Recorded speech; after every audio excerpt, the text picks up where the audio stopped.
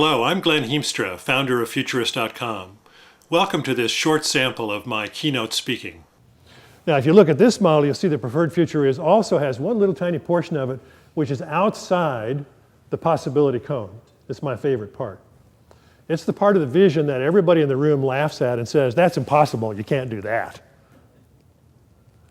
But you already pointed out that probably the visions that made the biggest difference in this area historically were the very visions that most people laughed at and said, well, that one is impossible. That's the one that you'll never do. But sometimes you figure out how to do those. And so give yourselves permission to think not just about things that you think are possible, but even dream the impossible if you want to. And the sign said, the train takes exactly 21 seconds to pass this crossing, whether you're on the tracks or not. And as he retold that story, for him it captured 4 alternative responses to the future, which I want you to think about this afternoon. One response is to get on the tracks and try to stop the future from happening. The odds are against you. The 4th response is to get on the train, move ahead to the engineer's compartment, and help to steer or control the train. Imagine in front of you an array of tracks and switches and an ability to choose which track you're going to go down and how fast you're going to go. That is the response that I think of as inventing the future. Why is this an important question? It's a fun question. It's a kind of entertaining question. What is your image of the future? But it's a vital question. Here's why. Our images of the future, whether it's the future that we expect to happen that we want to get ready for, or the future that we're afraid might happen that we would like to try to avoid, or the future that we would prefer to have happen, the future we'd like to create, whatever that image is, exerts an influence over the choices and the decisions that we make today. We're sitting around tables 20 years from now and saying, you know, life is really quite different than it was back there in the year 2001. What is it that we'll be talking about? Well, think about how we organize life in the 20th century, the century that we all grew up in and are quite familiar with. We organized life into around certain pillars. And these pillars were, in truth, relatively unique to the 20th century, but they became so much a part of our lives, they were so much a part of our lives, that we take them for granted.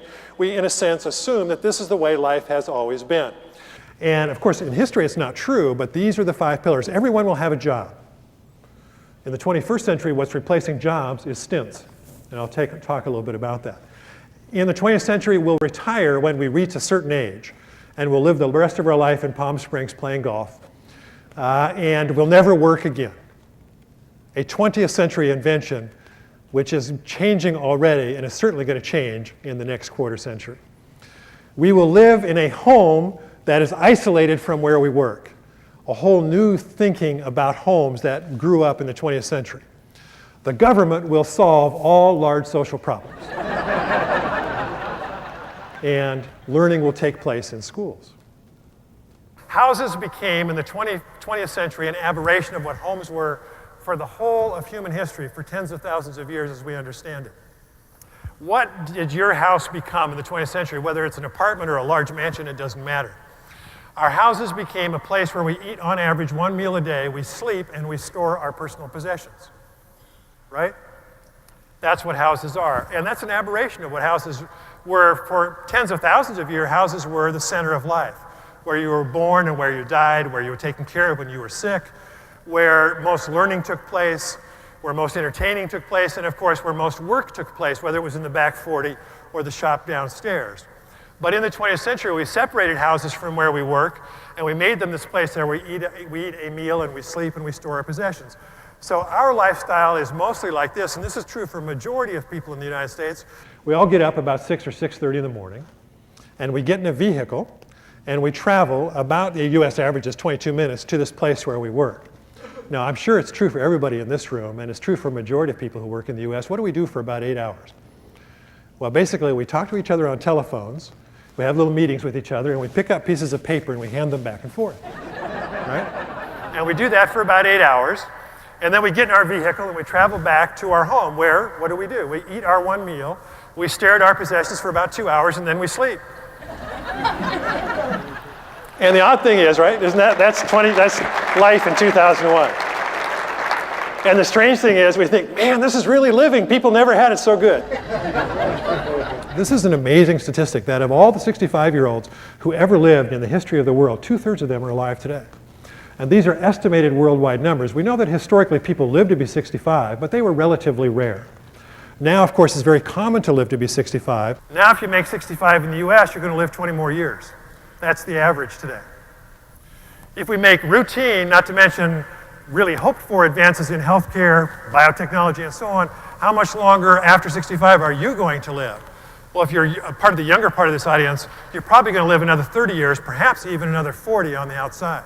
20 years from now, when I'm 70, and some of you are going to be in that age bracket, some of you are a bit younger, but some of you are going to be in that age bracket, when you walk down the average city street in the United States, 1 out of every 4 or 5 people you see is going to be over 65.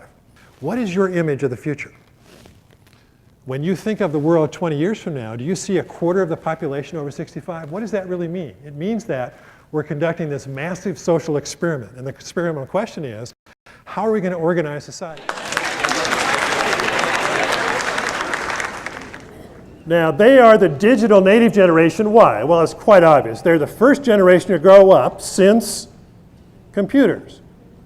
And if they're in their younger half of that group, born since say around 1990, so if they're in high school now or junior high now, they've been born since the internet.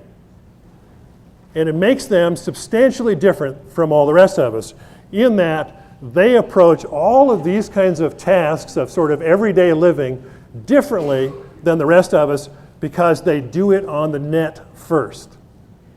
Every task begins with the internet, whether it's shopping or dating or doing homework or asking a question. Every task begins with the internet or some kind of electronic communication device. Now, if you were not born in that time period and you were born earlier than that, you are a digital immigrant. It's called augmented reality. It's going to be the future of communication, and it becomes important in a moment when we look at the future of learning and education. But remember what computers were like about 1980 and how many of us had them versus how many of us didn't have them. And Colin Angle says robots, personal robots, home robots, learning robots are about where computers were in 1980. Time shift, therefore, 27 years in the future. And the spread of robots and their ability to assist us in doing things could be, he believes, comparable to where computers are today. They're developing flexible electronics like wearable electronics so that 10 or 20 years from now, you'll walk past somebody with clothing that looks like this. I'll like the pattern on that person's clothing. It's called viral fashion. There's some people working on it. And I will give my clothing a command, and now it will look like the person who just walked past me. Because it's made out of flexible electronics that can change what it looks like upon command. So technologies will drive us and confront us with very huge challenges. The biggest challenges of all, I think, are the great divides, the religious divides in the world, the economic divides in the world, and the education divides in the world. And when a community gets together to ask, how can we build a better learning society, I think above all, you have to confront the education and economic divides that exist. What is your image of the future? Do you have an image of the future? What is it? What do you think is probably going to happen that's going to influence your business? What is possible that's outside the boundaries that you normally think in? Most importantly, what really is your preferred future for yourself professionally, for your organization? If you'd like to arrange a program, contact us through the website Futurist.com, or send us an email, or give us a call, and we'd look forward to talking to you.